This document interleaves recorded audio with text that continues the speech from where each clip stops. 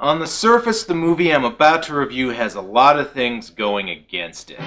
Horror Express, also known as Panic on the Trans-Siberian Train, is a British-Spanish co-production that's fallen into the public domain, which means the people involved didn't even care enough to properly copyright the damn thing. And on top of that, apparently the only reason it was even made was because the producers had a train left over from another movie and said, you know what? What the hell, let's see if we can get another movie out of this thing. But despite all this, there is a good reason for any fan of classic horror movies to see this thing. Namely the fact that it stars horror movie legends Christopher Lee and Peter Cushing. So all aboard the Horror Express. Now boarding the Horror Express, offering non-stop service to terror.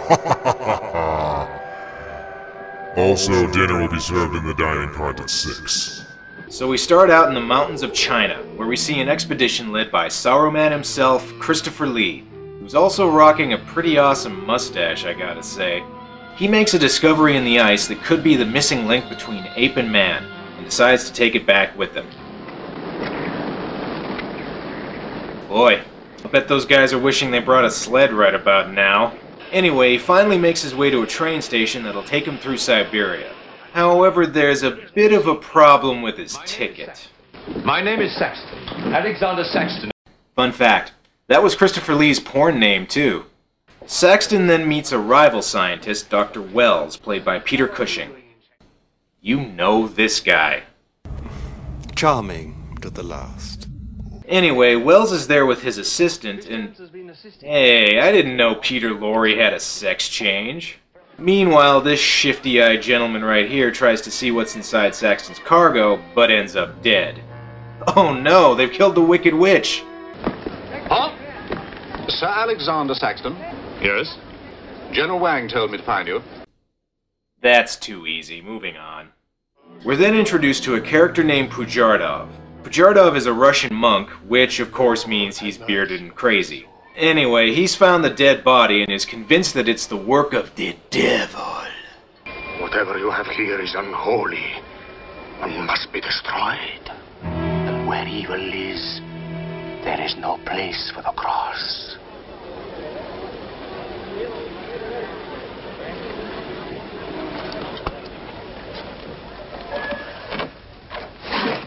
Hey, congratulations, buddy. You just proved your chalk sucks. Saxton gets the cargo on the train, but Wells is interested in what's inside. By the way, I should point out that Peter Cushing gets most of the one-liners in this movie. But you've got something live in there, I heard it. You're mistaken.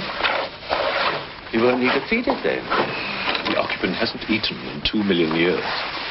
That's one way to economize on food bills. Baggage man? Excuse me. What do you have in that crate? Nothing that would interest Alinka, madame. Normally she likes Englishmen. All we Poles do. I admire Poland, madame. I believe that there is a bond between our countries. Now perhaps you'd like to come over to my cabin where we could further international relations. Wells bribes a guy to take a look inside the crate, but before we get to that, we have another subplot to get to. Namely a female spy who tries to get Wells to let her on the train. Help me. In what way, madam? Come on, furthering international relations. Excuse me. Sorry, dear fellow, I'm afraid you're in the wrong pew. Here. Number 8, do you see? 8A, lower berth. 8B, upper berth. Don't worry. Look here. Dude, quit cock-blocking me and find another place to stay. Meanwhile, the guy Wells bribed finally decides to take a look, and surprise, the creature ain't dead yet.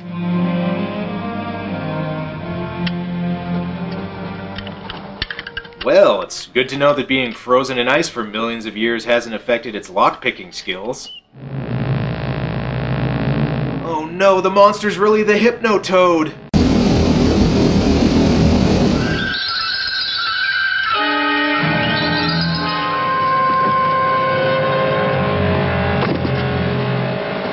We then see Rasputin, Pujardov, with the Polish countess from before.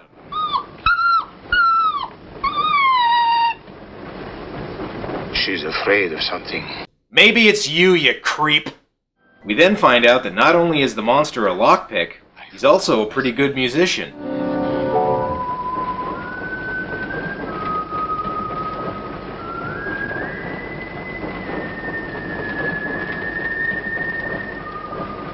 Oh, it's the piece I was playing. Very nice, monster. Now do Sweet Georgia Brown.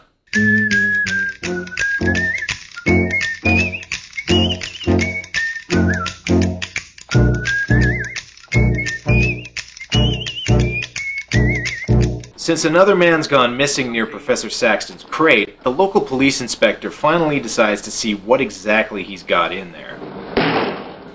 Buddy, you might want to swing a little harder.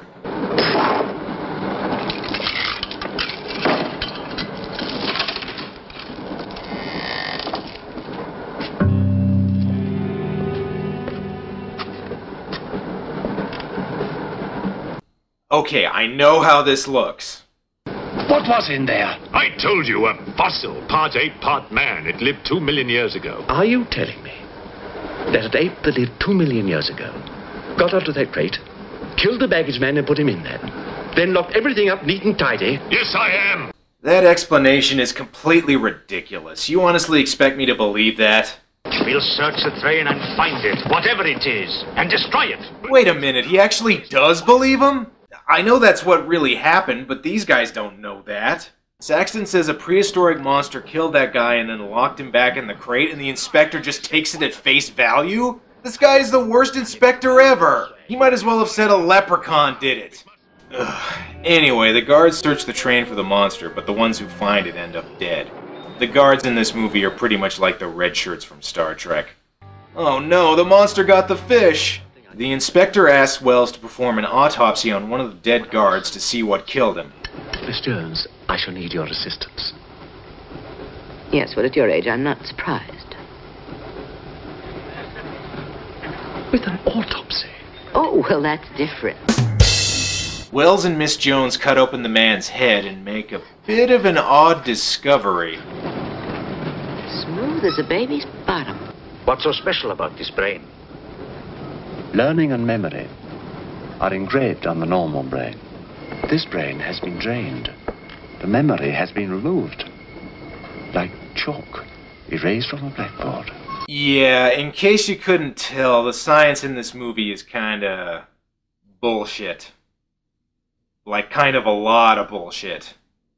Oh yeah, Spy Lady. I forgot she was still in this movie. Anyway, she starts stealing some valuables from a safe. All alone in a dark room? Well, can't see anything bad happening to her.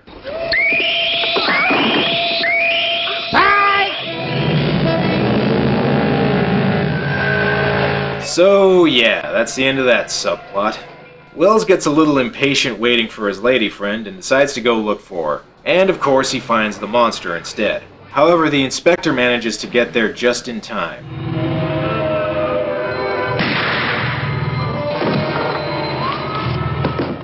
Well, that was a short movie. Well, that's all for now. Until next time. Come in. Feeling better? Yes. Anything wrong? Yeah, it turns out the monster is capable of absorbing people's knowledge, and before it died, it managed to transfer its mind to the inspector. And somehow Professor Saxton knows all of this, despite there being barely any evidence for it. Supposing that creature, the one you killed, was capable of taking ideas directly from other people's brains and transferring them to its own. Then, if the beast had absorbed your brains, it would have been as clever as you. Much more so, because what it had taken from me would have been added to the learning that it already had. Professor, spy, baggage man, and thief. You forgot Wizard. Most of the other passengers think the monster's dead, but Pujardov is still convinced that there is great evil on the train.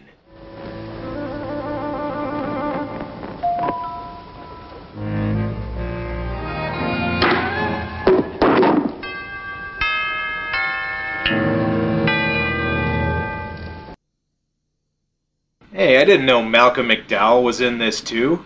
They take out the monster's eye and examine it under a microscope, which means we get more bullshit science.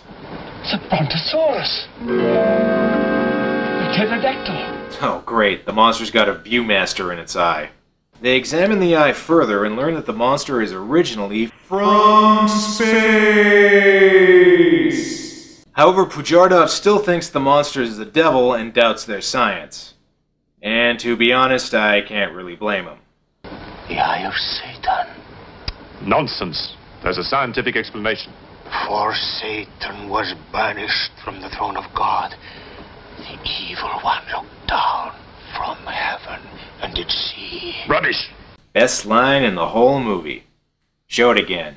Rubbish! The inspector realizes that the others are starting to figure out that the monster's not dead and goes after Miss Jones. Yeesh. Well, I'll give him this. He's less hairy than the guy from Barbarella.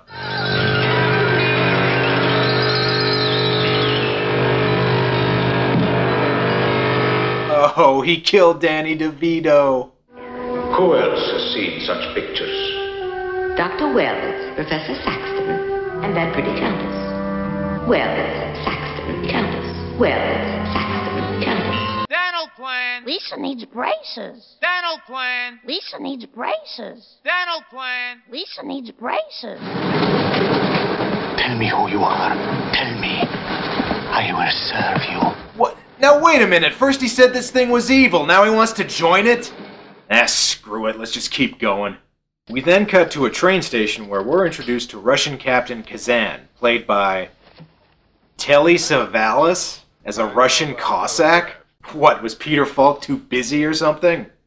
But still, the devil must be afraid of one honest Cossack, Who loves you, baby? Back on the train, the monster takes another victim, and Wells and Saxton decide to investigate. Two of you together, that's fine.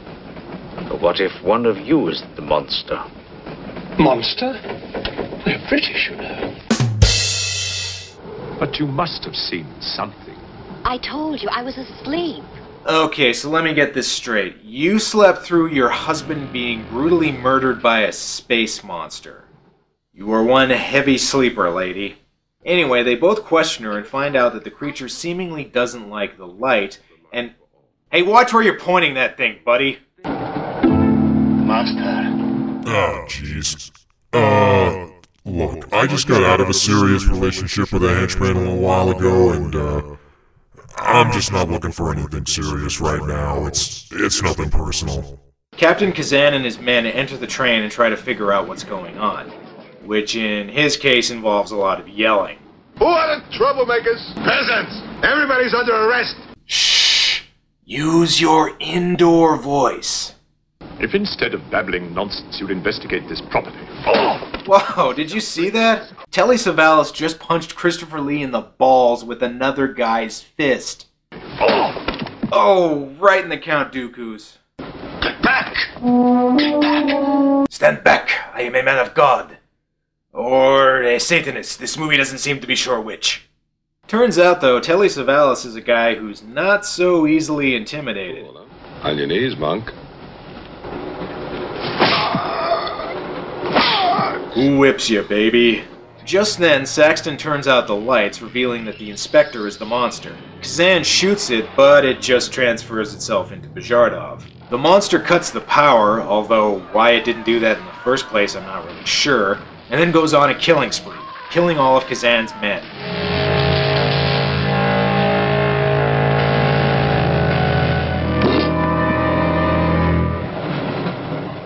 Who kills you, baby? Alright, that's the last Kojak joke I'm going to do in this review, I promise. Wells and Saxton manage to get most of the passengers in the back of the train and go to confront the monster. The creature then resurrects the people it's killed as zombies, and Saxton has to fight his way to the back of the train. Might want to work on that scream, buddy. They make it to the last cart and detach it from the rest of the train, while the station gets a message telling them to switch the tracks so that the train will run off a cliff. Not sure why they made it so the tracks just go off a cliff like that, but whatever. In any case, it's bye-bye train.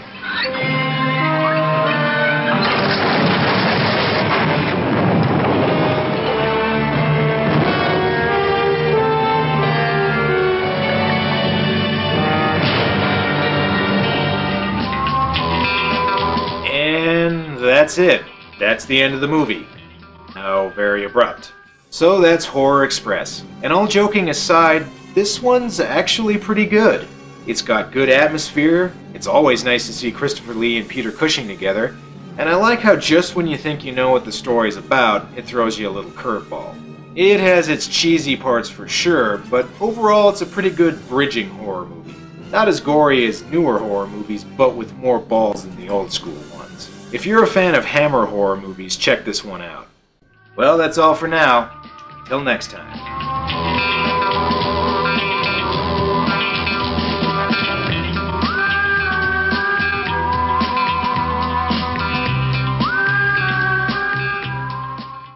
He has the evil eye. Huh?